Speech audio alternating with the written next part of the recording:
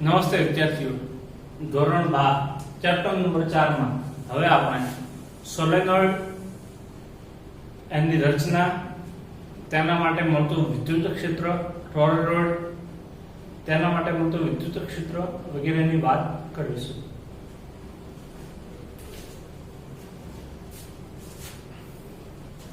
હવે વાત કરીશું આપણે સોલેનોઇડ વિશે. તો સૌપ્રથમ વ્યાખ્યા જોઈએ.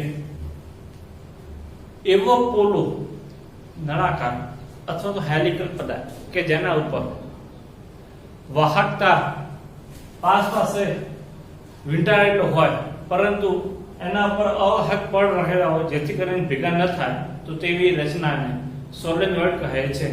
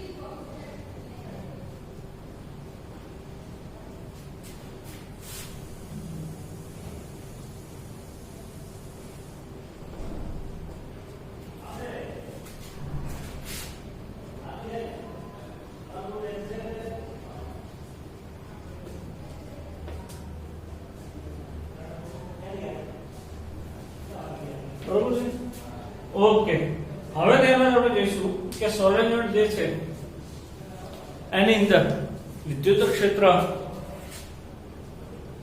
માટે ચુંબકીય ક્ષેત્ર કેવું અને કેવી રીતે મળતું હોય છે. હવે આપણે ધ્યાન રાખીશું આપણે વળી આ સોલેનોઇડ જે છે એ સોલેનોઇડ મૂળભૂત રૂપે એક નળાકાર હોય છે અને એ નળાકારની પાસે ખૂબ જ નજીક એકબીજાને અડીને આવેલા હોય એવી રીતે વાહક તારના વડે એને ગોઠવેલા હોય છે, પરંતુ આ વાહક તારોની આસપાસ અવાહક પડ પણ રહેલું હોય છે. તેથી કરીને આકૃતિમાં દર્શાવ્યા મુજબ ધારો કે આપણી પાસે આ રીતે કોઈ નળાકાર છે તો એના ઉપર જ્યારે વાયર વીંટાળવામાં આવે છે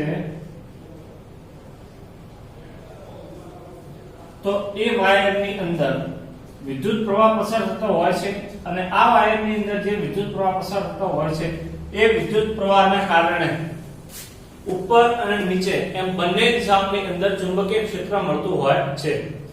ઉપરની તરફ જ્યારે ચુંબકીય ક્ષેત્ર મળતું હોય છે ત્યારે એની દિશા આપણે વિષમઘડી દિશામાં લઈ શકીએ, જ્યારે નીચેની તરફ વાયરના કારણે જે ચુંબકીય ક્ષેત્ર મળે છે એની દિશા આપણે સમઘડી દિશામાં લઈ શકીએ.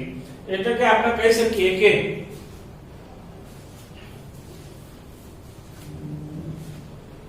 વાહક તાર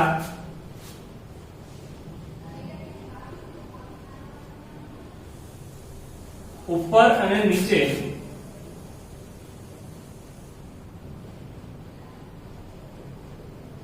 પ્રવાહધારિત તારમાં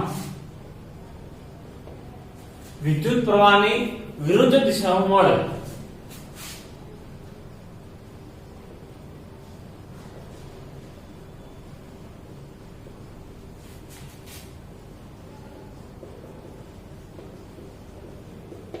હવે આપણે જાણીએ છીએ કે વિરુદ્ધ પ્રકારની વિદ્યુત ક્ષેત્રની દિશા મળશે, તેથી તેના કારણે ઉત્પન્ન થતા ઉપરની તરફના ચુંબકીય ક્ષેત્ર અને નીચેની તરફના ચુંબકીય ક્ષેત્રો એમની દિશા પણ આપણને પરસ્પર વિરુદ્ધ મળશે, જે આપણે આકૃતિમાં દર્શાવી છે.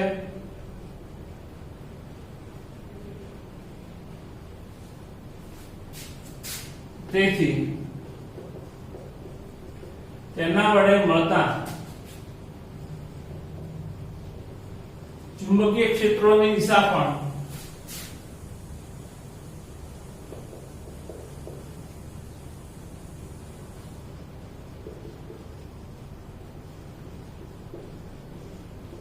પરસ્પર વિરુદ્ધ મળશે. તો આમ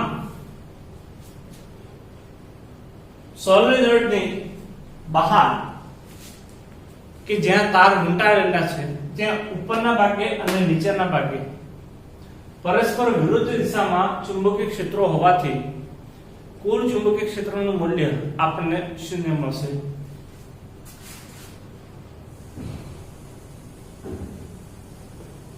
તેથી સોલેનોઇડની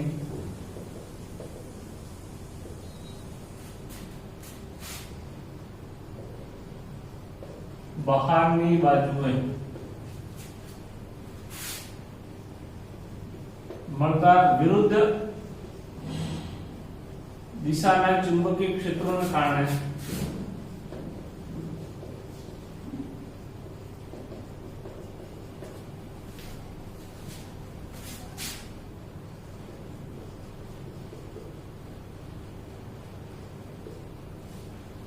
બહારનું કુલ ચુંબકીય ક્ષેત્ર 0 થશે.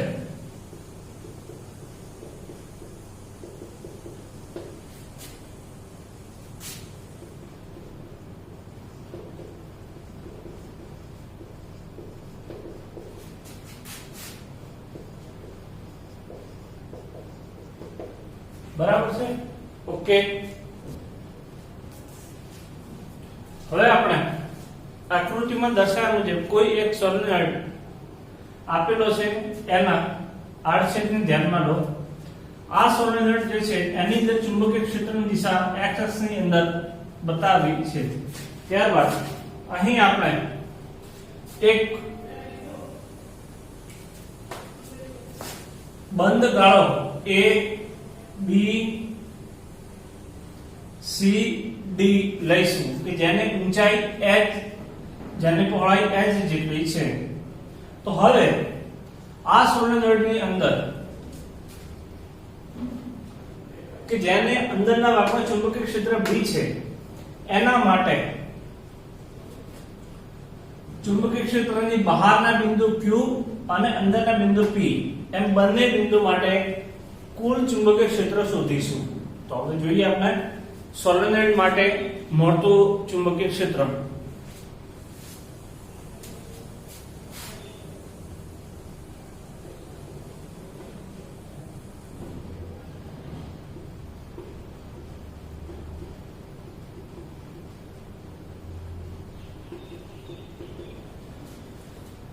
તો અહીં આકૃતિમાં દર્શાવ્યા મુજબ એક બંધ ગાળો જે છે એને ધ્યાનમાં લો. સોલેનોઇડ જે છે એની આડછેદ, સોલેનોઇડની આડછેદ ઉપર એક બંધ ગાળો આપેલો છે. આ બંધ ગાળાની અંદર આપણને વિદ્યુત પ્રવાહ વહેતો હોય છે. એ વિદ્યુત પ્રવાહ જે છે એની આપણે દિશા લઈએ તો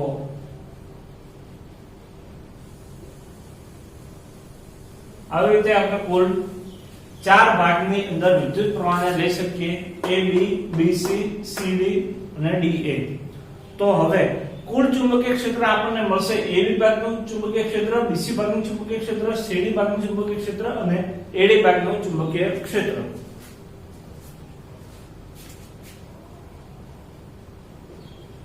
AB ભાગનું વત્તા BC ભાગ વત્તા CD ભાગ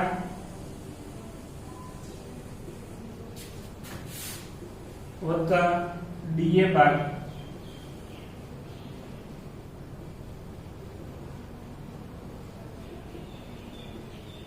ચુંબકીય ક્ષેત્ર. બરાબર છે? એટલે કે ચારે 4 ભાગ વડે કુલ મળતું ચુંબકીય ક્ષેત્ર જે છે એ આપણે શોધીશું.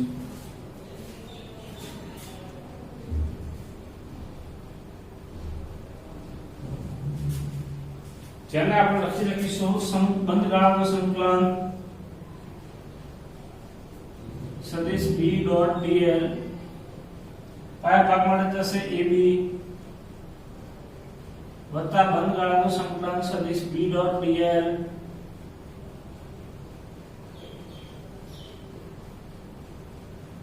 BC વત્તા બંધ ગાળાનું સંકલન B dot dl CD વત્તા બંધ ગાળાનું સંકલન સદિશ B dot dl dA. બરાબર છે? ઓકે. હવે અહીં ધ્યાન રાખજો કે જે આપણને કુલ સદિશ b ડોટ dl નું મૂલ્ય આપશે. બરાબર છે? ઓકે, કે જે ગાઉસનો નિયમ છે. તો હવે આ ભાગ માટે જોઈએ d CD ભાગ માટે. તો CD ભાગ એ ક્યાં આવેલો છે? આકૃતિ પરથી જોઈ શકીએ છીએ કે CD ભાગ જે છે એ સોલેનોઇડની બહાર આવેલો છે અને સોલેનોઇડના બહારના ભાગનું કુલ ચુંબકીય ક્ષેત્ર શું થશે? 0. તો આ ભાગનું મૂલ્ય જે છે આપણને મળશે 0. કારણ લખી દઈએ CD ભાગ એ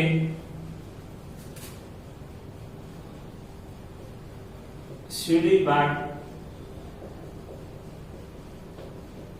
સોલેનોઇડની બહાર છે, તેથી તેનું ચુંબકીય ક્ષેત્ર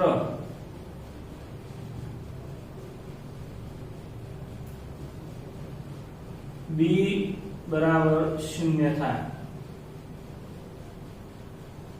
આ ભાગ 0 થઈ ગયો છે. હવે બાકીના ભાગ રહે આપણી પાસે બે. કયા? 3 ભાગ બાકી રહ્યા, AB, BC અને DA. તો આકૃતિ પરથી જોઈ શકીએ છીએ કે BC ભાગ માટે જે વિદ્યુત પ્રવાહની દિશા ઉપરની તરફ છે એના કરતા એક્ઝેક્ટ વિરુદ્ધ દિશામાં DA ભાગની અંદર છે. એટલે કે આ ભાગ વડે મળતું ચુંબકીય ક્ષેત્ર અને આ ભાગ વડે મળતું ચુંબકીય ક્ષેત્ર બંનેની દિશાઓ પરસ્પર કેવી મળશે આપણને? વિરુદ્ધ. બરાબર છે? તેથી અને બંનેમાં સમાન વિદ્યુત પ્રવાહ પસાર થતો હોવાથી કુલ પરિણામી ચુંબકીય ક્ષેત્ર 0 થશે. લખી શકીએ વળી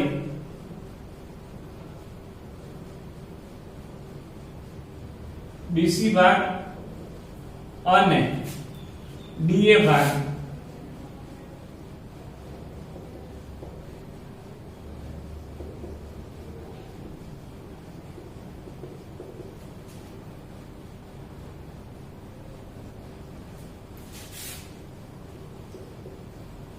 પરસ્પર વિરુદ્ધ દિશામાં હોવાથી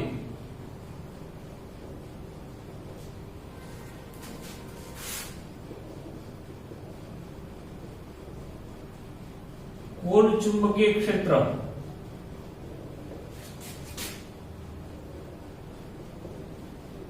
નાબૂદ થશે. બરાબર છે? એટલે કે BC અને DA આ બે ભાગના કુલ ચુંબકીય ક્ષેત્રો નાબૂદ થશે. તો હવે રહ્યું આપણી પાસે માત્ર AB. તો આપણને કુલ ચુંબકીય ક્ષેત્ર આ રીતે મળશે. કુલ ચુંબકીય ક્ષેત્ર B ડોટ dl બરાબર બંધગાળાનું સંકલન AB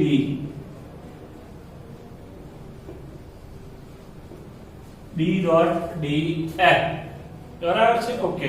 AB ની અંદર આપણે જોઈએ એ પ્રમાણે જો રેખા સંકલન કરીશું તો એ રેખા સંકલન જે છે આપણને A થી B જેટલા કુલ લંબાઈ એટલે કે h લંબાઈ જે છે એની અંદર વહેતો પ્રવાહ નું મૂલ્ય આપશે. વળી ગૌસના નિયમ પરથી આપણે જે છે એ પણ લાગી શકીએ છીએ કે સંકલન B ડોટ dl બરાબર μ0 n I. બરાબર છે? ઓકે. પરંતુ એના પહેલા એક ખાસ વ્યવસ્થા જોજો કે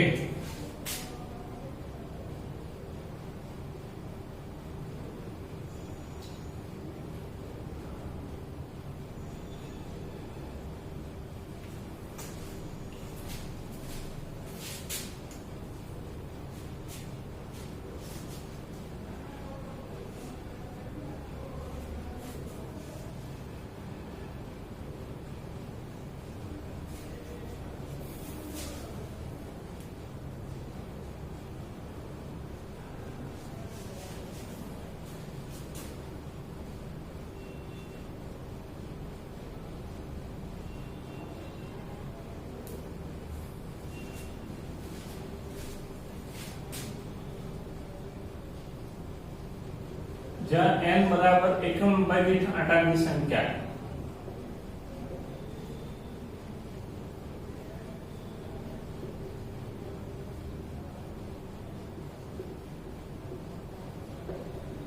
સ્મોલ n બરાબર કેપિટલ N upon x બરાબર છે. ઓકે, વળી તેમાંથી વહેતો પ્રવાહ એ આપણને મળશે I. હવે અહીં ધ્યાન રાખજો કે આ સમીકરણ મુજબ કુલ સંકલન A, કુલ ચુંબકીય ક્ષેત્ર A માત્ર ને માત્ર આપણને એવી ભાગ વડે મળશે. બરાબર છે.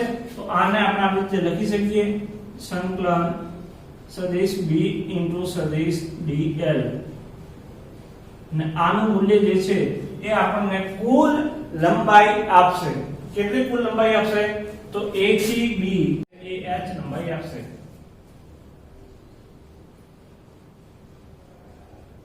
BH cos 0. વળી અહીં આપણે જોઈ શકીએ છીએ કે ચુંબકીય ક્ષેત્ર જે છે એ x અક્ષની દિશામાં છે અને આપણી પાસે રહેલી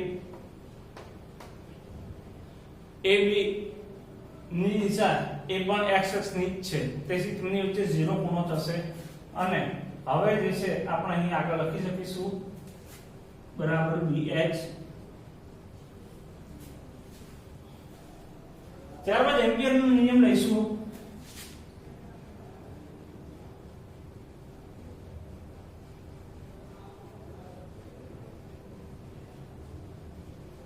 કે ભાઈ આ કુલ એમ્પિયર લૂપ એટલે બંધ ગાળા માટે મળતું કુલ ચુંબકીય ક્ષેત્ર સંકલન B.dl બરાબર μ0 IE. IE એટલે ઘેરાતો પ્રવાહ, એન્ક્લોઝ કરંટ, જે આપણે ઉપર દર્શાવ્યું છે.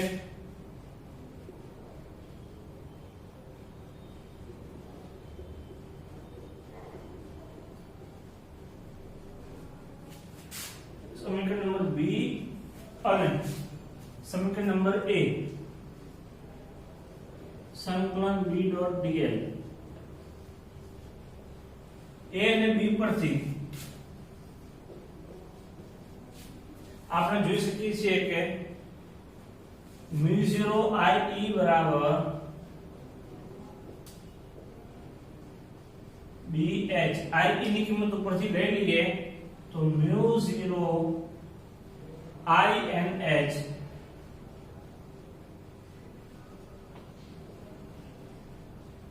BH બંને બાજુથી h કેન્સલ થશે. પરિણામે આપણને ચુંબકીય ક્ષેત્ર સોલેનોઇડ વડે મળતું ચુંબકીય ક્ષેત્ર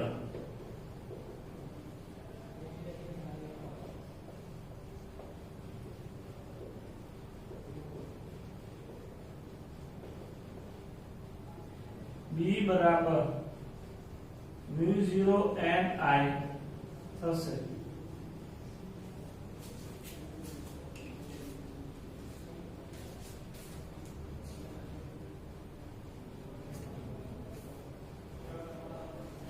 હવે આપણે ટોરોઇડ વિશે માહિતી મેળવીશું.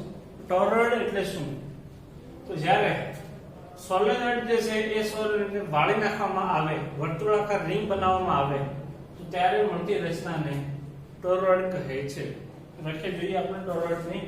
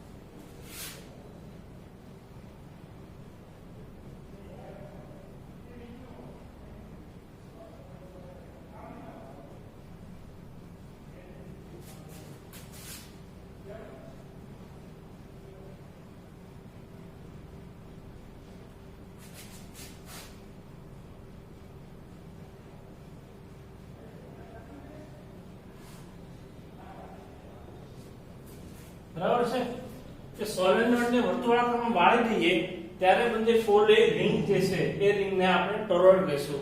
તો આકૃતિની અંદર એક ટોરોઇડ બતાવ્યું છે. આ ટોરોઇડ જે છે એની અંદર વાયરના n જેટલા આટા વીંટાળેલા છે. બરાબર છે. હવે જ્યારે વાયરમાંથી વિદ્યુત પ્રવાહ વહેશે ત્યારે ટોરોઇડની અંદરના ભાગમાં ચુંબક સોલેનોઇડની અંદરના ભાગમાં ચુંબકીય ક્ષેત્ર મળશે. બરાબર છે. તો હવે આ ટોરોઇડ જે છે એ ટોરોઇડ માટે મળતું ચુંબકીય ક્ષેત્ર એનું સૂત્ર આપણે તારવવાનું છે. તો તેના માટે આકૃતિમાં દર્શાવ્યા મુજબ એક આકૃતિને ધ્યાનમાં લો કે જેની અંદર આપણે 3 એમ્પિયરન લૂપ લીધેલી છે. પ્રથમ એમ્પિયરન લૂપ કે જેની ત્રિજ્યા r1 છે, બીજી એમ્પિયરન લૂપ કે જેની ત્રિજ્યા આપણને r2 થશે અને ત્રીજી એમ્પિયરન લૂપ બરાબર છે નંબર 3, નંબર 1 અને આ જે છે એમ્પિયરન લૂપ એને આપીશું નંબર 2. તો અહીં આપણે જોઈ શકીએ છીએ કે નંબર 1, નંબર 2 અને નંબર 3 કુલ 3 એમ્પિયરન લૂપ છે. હવે ત્રણેય એમ્પિયરન લૂપ વડે કેટલું ચુંબકીય ક્ષેત્ર મળે છે તેના આધારે સમગ્ર ટોરોઇડ વડે મળતું કુલ ચુંબકીય ક્ષેત્ર આપણે શોધી શકીશું. તો અહીં ધ્યાન રાખજો કે સૌપ્રથમ આપણે જે છે પ્રથમ એમ્પિયરન લૂપ કે જેની ત્રિજ્યા r1 છે એના કારણે મળતું ચુંબકીય ક્ષેત્ર શોધીશું.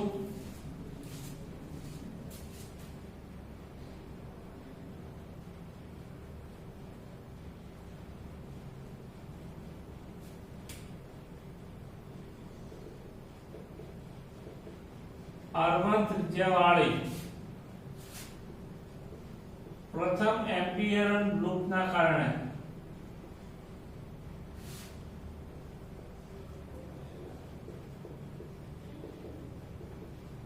ચુંબકીય ક્ષેત્ર તો સંકલન B.dl બરાબર IE × μ0 બરાબર છે. હવે જોઈએ આપણે કે પ્રથમ એમ્પિયરન લૂપ જે છે એ અહીં આવેલી છે જેને આપણે અંદરના ભાગની અંદર આવેલી લૂપ કહી શકીએ છીએ. અંદરના ભાગની અંદર કોઈ પણ જાતનો વિદ્યુત પ્રવાહ વહેતો નથી એટલે કે પ્રથમ લૂપ જે છે એના માટે IE કોઈ પણ જાતનો વિદ્યુત પ્રવાહ હશે નહીં આડછેદ માટે જે આપણે અહીંયા લખી શકીએ છીએ.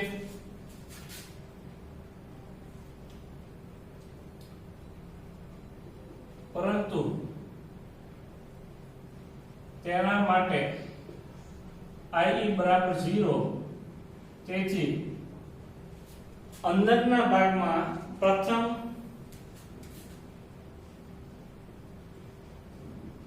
અંદરના ભાગમાં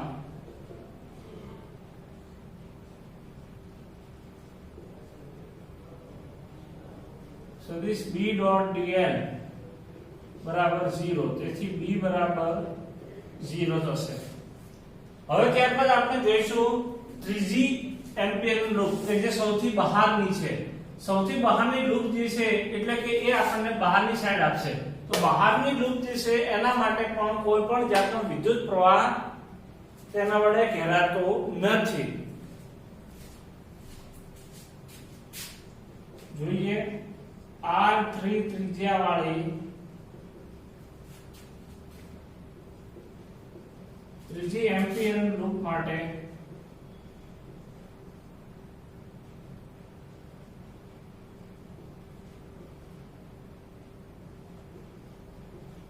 ચુંબકીય ક્ષેત્ર સદિશ B.dl બરાબર IE × μ0. પરંતુ ફરીથી બહારની સાઈડ જે લૂપ રહેલી છે એના માટે કોઈ પણ જાતનો વિદ્યુત પ્રવાહ મળતો નથી એટલે કે આ લૂપની અંદર કોઈ પણ જાતના વાયર નથી તેથી પ્રવાહ પણ નહીં મળે. IE બરાબર 0 તો આપણને મળશે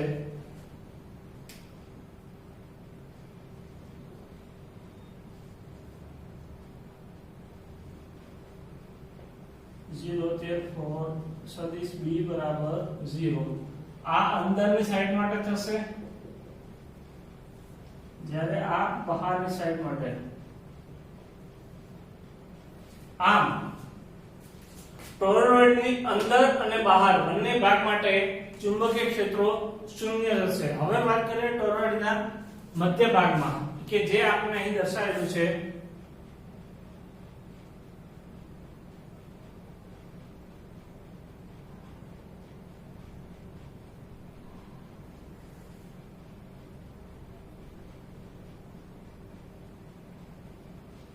બરાબર છે. તો આકૃતિને ધ્યાનમાં લેતા આપણને જાણવા મળશે કે મધ્ય ભાગની જે લૂપ છે એ લૂપમાંથી વિદ્યુત પ્રવાહ વહે છે અને આ જે વિદ્યુત પ્રવાહ વહે છે એના કારણે આપણને અંદરના ભાગમાં કંઈક ચુંબકીય ક્ષેત્ર મધ્ય ભાગમાં મળશે. તો મધ્ય ભાગ માટે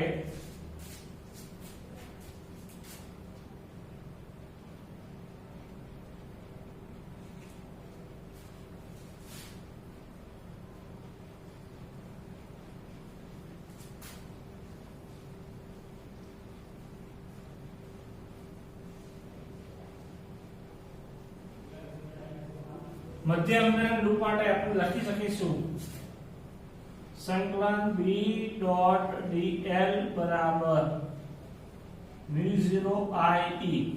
બરાબર છે. IE બરાબર શું મળશે? તો કુલ મધ્ય ભાગમાં ઘેરાયેલો પ્રવાહ જે આપણને મળશે જ્યાં IE બરાબર n આટા અને એમાંથી વહેતો પ્રવાહ. એક આટામાંથી વહેતો પ્રવાહ I હોય તો n જેટલા આટામાંથી વહેતો પ્રવાહ કેટલો મળશે? Ni. આ કિંમત અહીંયા મૂકીશું તો આપણને મળશે μ0 Ni. ઓકે. વળે ડાબી બાજુ જે છે એ આપણે સંકલન લેવાનું રહેશે. તો ડાબી બાજુ જે છે સંકલન લઈશું. ડાબી બાજુની અંદર સદિશ dl બરાબર 2πr મળશે. બરાબર છે. એટલે કે બંધ ગાળો જે છે એ બંધ ગાળાનું રેખા સંકલન કરતા એ રેખા સંકલન આપણને એના પરિઘ 2πr જેટલું મળે. તો હવે આ કિંમત મૂકી દીધા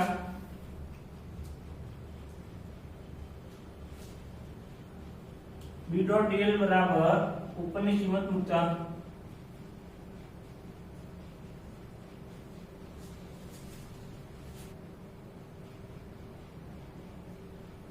b into 2πr બરાબર μ0 IE. તેથી b બરાબર μ0 IE ભાગ્યા 2πr. બરાબર છે. આ જે છે આપણને બીજા ભાગ માટે ચુંબકીય ક્ષેત્ર મળ્યું.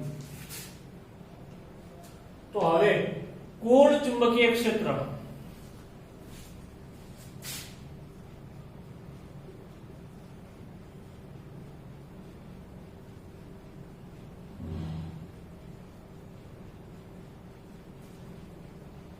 B बराबर B inside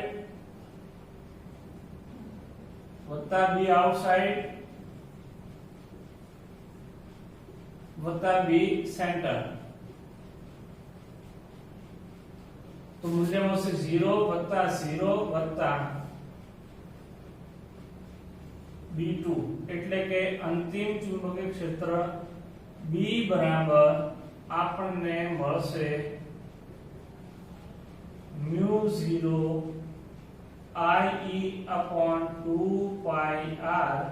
જેને આપણે આ રીતે લખી શકીએ B બરાબર μ0 NI upon 2πr અને જેને આપણે આ રીતે લખી શકીએ μ0 I into n.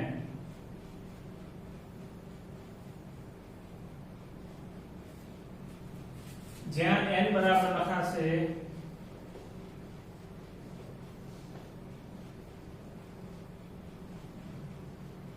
એકમ લંબાઈ દીઠ કુલ આટાની સંખ્યા.